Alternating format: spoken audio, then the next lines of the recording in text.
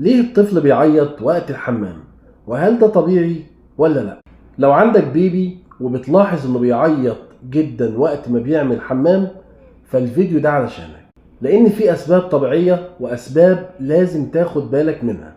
اول سؤال بنسأله، هل الامر ده طبيعي؟ في اغلب الحالات بكاء الطفل اثناء التبرز او التبول بيكون طبيعي جدا في اغلب الحالات، وده بيحصل غالبا في اول شهور من عمر الطفل، والسبب ان الجهاز العصبي لسه بيتعلم ينسق بين الدفع وبين الضغط.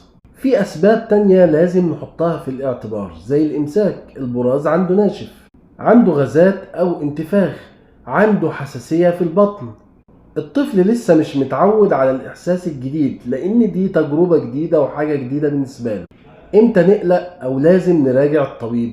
لو لا قدر الله البكاء شديد جدا ومستمر ومبيوقفش، ببص في البراز بتاع الطفل، لقيت لا قدر الله في دم، الطفل مش بيرضع كويس، أو بطنه منفوخة بشكل واضح جدا.